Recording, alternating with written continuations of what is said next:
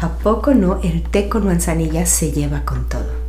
Te invito a uno en este espacio seguro donde platicaremos del infierno que se vive alrededor de los trastornos de la conducta alimenticia y lo más importante, hablaremos de cómo caminar hacia la recuperación total desde un lugar de compasión, aceptación y amor propio. Soy Carla Manzanilla, coach para la libertad de los TCA y alimentación desordenada, así como sobreviviente recuperada de anorexia, bulimia, ejercicio compulsivo, ortorexia por más de 25 años. Te invito a que le demos un sorbito a nuestro té sin olvidar que nada de lo que se diga aquí sustituye un tratamiento profesional o médico. Así que si hay temas que te puedan poner en riesgo, evítalos y cuida de ti.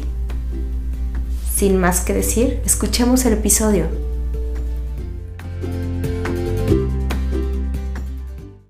Cara Solera y una servidora estamos realizando una serie de conferencias gratuitas para la prevención de los trastornos de la imagen corporal y de la conducta alimentaria. Si necesitas más información, checa mis redes sociales o mándame un correo. Todos los datos están aquí abajo. Hola, buenos días, bienvenidos a un té con manzanilla. Este es el capítulo número 10. Estoy súper contenta de estar con todos ustedes aquí, nuevamente agradeciendo a todas esas personas que se han unido al viaje, a mi proyecto y que están creyendo en mí. Se los agradezco infinitamente porque esto fue un sueño y hoy es una realidad y que se está expandiendo gracias a esa confianza y sobre todo gracias a Dios. Hoy quiero hablar de un tema que cuando leí esta hipótesis por primera vez, cambió la manera en que yo vi mi trastorno de la conducta alimenticia y mi relación con él. ¿Por qué? Porque hasta ese momento lo único que yo sentía era culpa por hacer lo que hacía, culpa por no poder dejarlo de hacer, culpa por no importarme los demás, culpa por ser tan asquerosa, culpa por verme como me veía, culpa, y sabía que todo estaba en mi mente y en mi poca fuerza de voluntad, y que tal vez nunca lo iba a cambiar. Y cuando lo leí por primera vez, entendí que no solo estaba en mi mente, y que no solo era algo que tenía que poner fuerza y voluntad para cambiarlo, sino que había algo más grande ahí adentro que se llama genética. Y cambió totalmente mi forma de sentirme y me dio de cierta manera paz y entendimiento hacia la anorexia. Y digo hacia la anorexia porque el estudio está basado para personas que sufrimos anorexia. Sin embargo, no podemos negar que todos los trastornos de la conducta alimenticia, perdón, no todos, la mayoría de ellos vienen a partir de una restricción o son trastornos de restricción. Entonces, seguramente te puedes identificar o sentir identificada con esta hipótesis, aunque no tengas anorexia. O también está la otra parte que si tienes anorexia y no has desarrollado ninguno de estos conductas, síntomas, padecimientos, no quiere decir que no tengas anorexia, sino simplemente habemos de todo. Y esta es una hipótesis que muchas personas caen en ella, sin embargo, no se puede generalizar. Entonces te invito a que si no te pasa a ti, no minimices tu enfermedad, porque si tienes un trastorno, no tienes que cumplir todo lo que le pasa a otra persona. Cada quien tenemos un viaje diferente. Dicho esto, el estudio del que hablo se llama La huida de la hambruna y en inglés es Free Famine Perspective. Lo hizo Sam Giesinger y si bien, como dije, es una hipótesis, no es una teoría, está basado en demasiados estudios científicos que aportan evidencia para el estudio de los trastornos de la conducta alimenticia. Y se basa principalmente en cómo una persona que vive en un déficit calórico constantemente cambia y modifica la forma en que se relaciona con su cuerpo y con él mismo.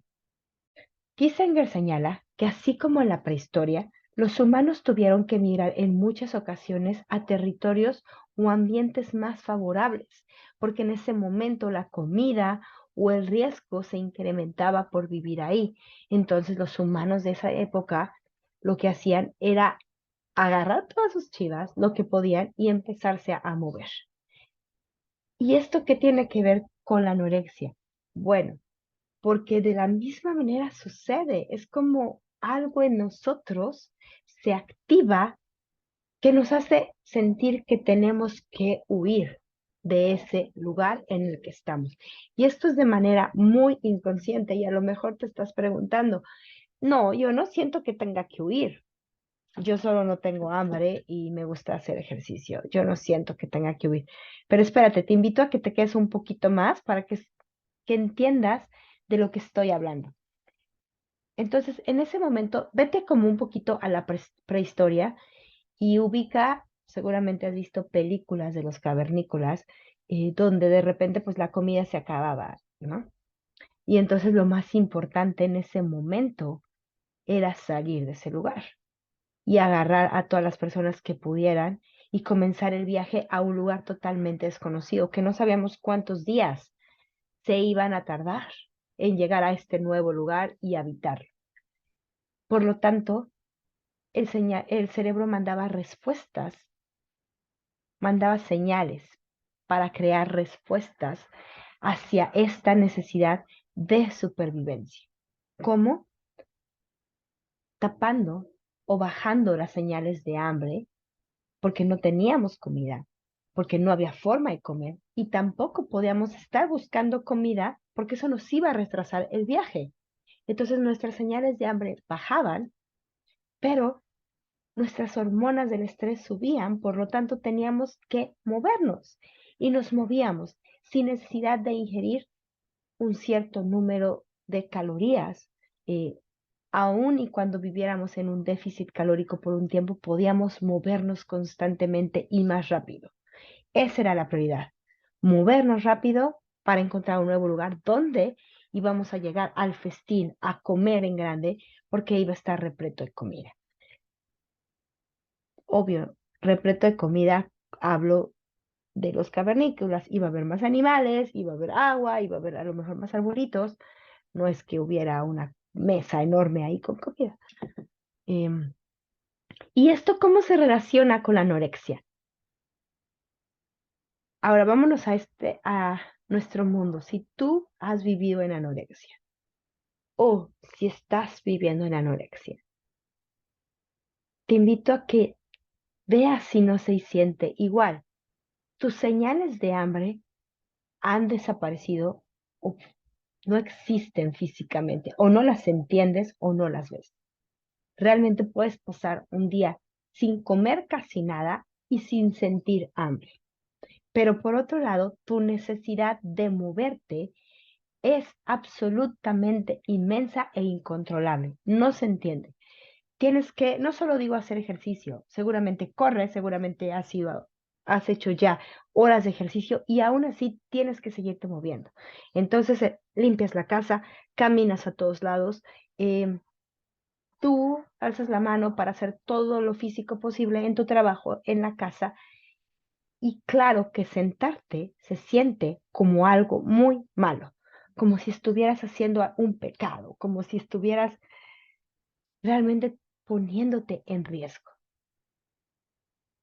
¿No te suena similar a la historia que conté anteriormente de los cavernícolas que tenían que moverse, que no podían parar?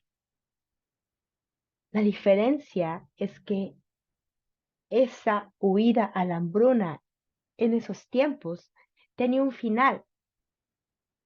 Y sabemos que tenía un final porque estamos aquí, porque la especie humana ha supervivido por más de 200 millones de años. Entonces funcionaba porque tenía un fin, porque volvíamos a alimentarnos y seguramente volvíamos a huir. Pero en la anorexia ese fin no llega y la inanición continúa por meses, por años o a veces toda la vida y nunca se llega a ese lugar ideal, seguro, donde uno se pueda establecer. Y claro que eso tiene muchos riesgos, porque ahí viene que la parte física se va deteriorando, porque nuestro cuerpo no está adaptado para vivir en déficit calórico. Lo puede hacer por un tiempo en orden de supervivir, pero no de manera permanente. Y es cuando todos los riesgos de tener o todas las enfermedades o los padecimientos que vienen después del trastorno de la conducta alimenticia son muchos. Entonces no es lo mismo y es importante que te diga, no porque lo hicimos en la parte hubo hace 200 millones de años, nos va a funcionar ahora. ¿Qué actitudes extrañas pasas o haces que no puedas entender que realmente están atadas a tu parte primitiva? ¿Cuál de todas esas cosas, como guardar comida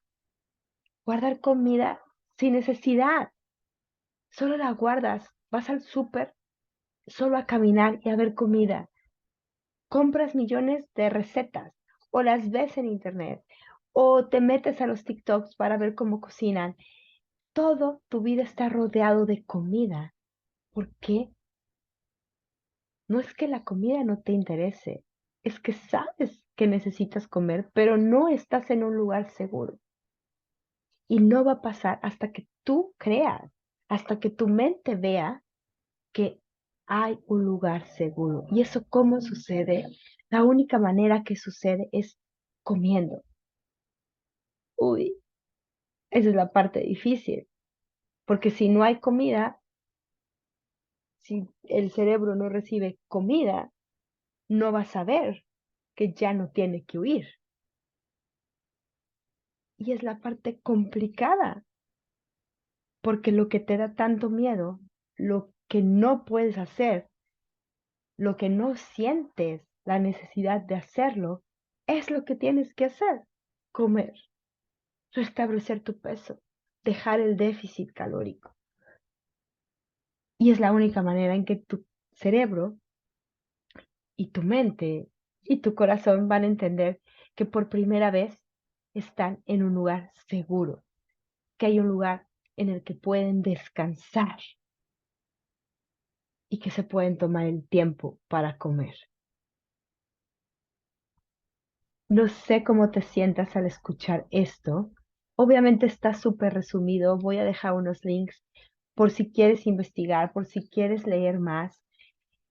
Pero cuando yo me di cuenta que, ok, hay algo en mi cerebro primitivo que me lleva a querer recocinar a las demás personas en orden de que ellos no sufran lo mismo que yo, porque yo soy la que estoy huyendo y ellos tienen que sobrevivir, y yo soy la que tengo que cuidarlos, entonces tengo que cocinar. Y seguramente, no lo sé, intuyo que te gusta mucho cocinar para las otras personas, pero son cosas que tú no te comes, que seguramente eso que tú cocinas son productos que jamás te pondrías en la boca por su alto contenido calórico. Y si te pones a pensar, ¿por qué cocino hacia los demás en un alto contenido calórico?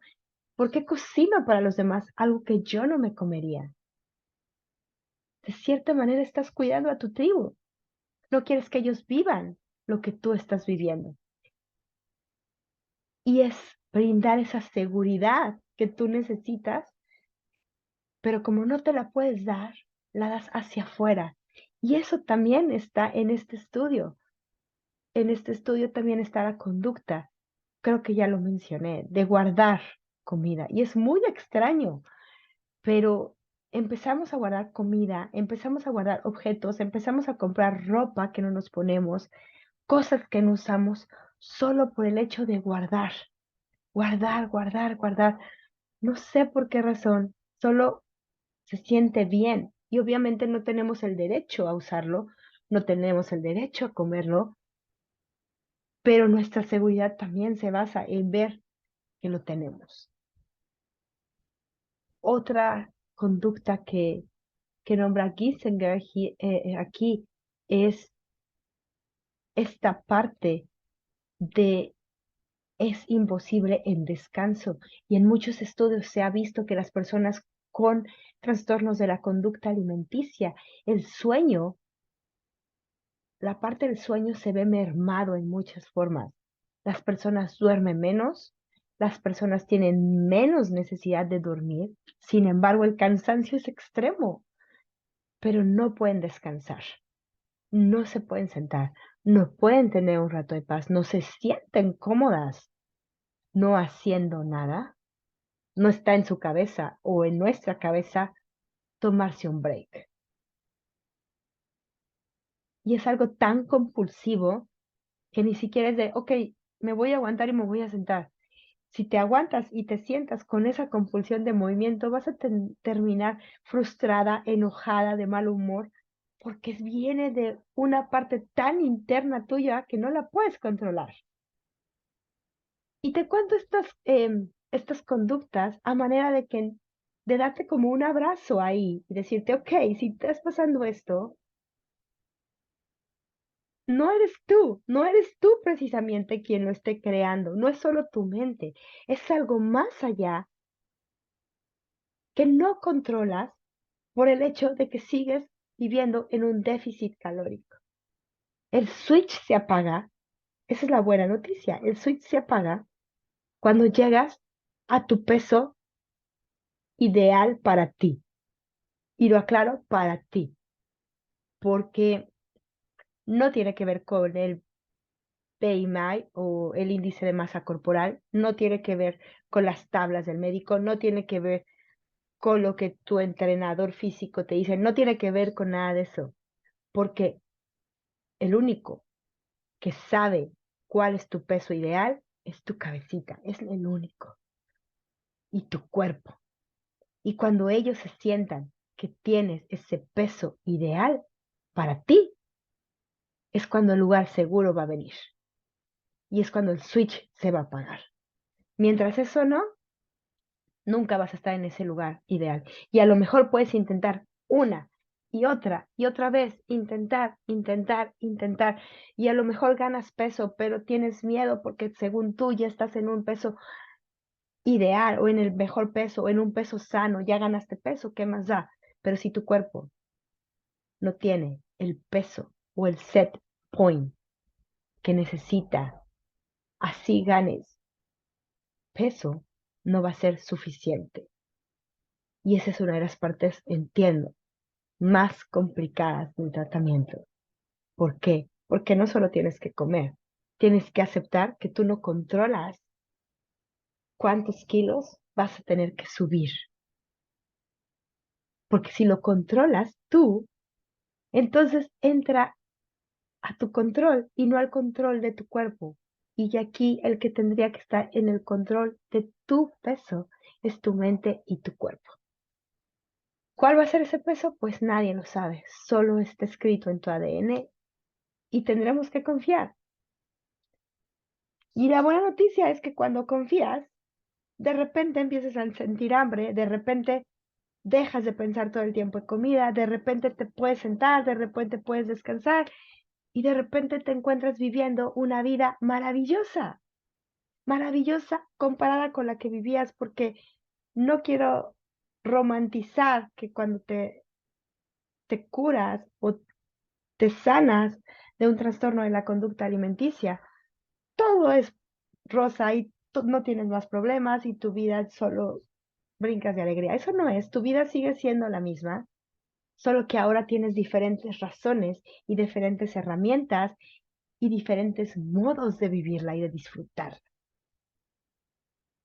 Dicho esto, no quiero irme sin decir que si ahora tú vives ya en recuperación o estás a punto, estás en una cuasi recuperación, para mí esto que te estoy diciendo, este estudio me dice que si yo vuelvo a bajar a un punto donde mi cuerpo no se sienta seguro, es probable y es posible que nuevamente el switch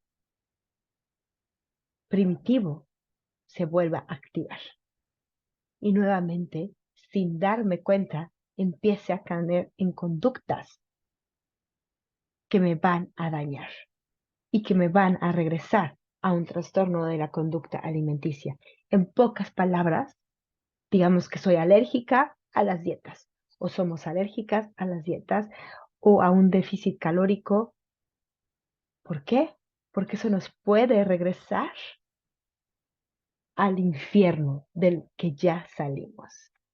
Y no es que no crea que te puedas recuperar de un trastorno de la conducta alimenticia, porque creo conscientemente que no es un trastorno crónico.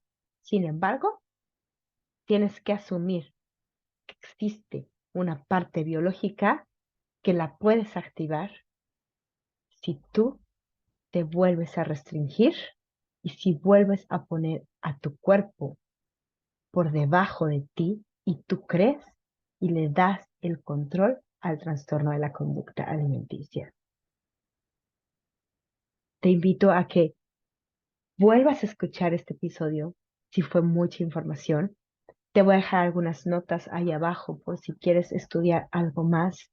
Em, y honestamente, a mí me trajo mucha paz y no quería no hacer este episodio hablando de esto, porque sé que si tú vives aún en un trastorno de la conducta alimenticia, al menos te va a traer un poco de entendimiento a tus conductas. Al menos vas a saber que no eres la única que hace esas cosas. Y al menos vas a saber que hay una manera de apagar ese switch. Si necesitas ayuda en tu recuperación, si necesitas un acompañamiento, escríbeme, mándame un mensaje. Estoy para ayudarte y podemos encontrar un camino juntas. Gracias por escucharme el día de hoy. Gracias por estar aquí. Espero que tengan un hermoso martes, si lo están oyendo el martes o cualquier día de la semana, y que Dios los bendiga. Cuídense mucho. Bye.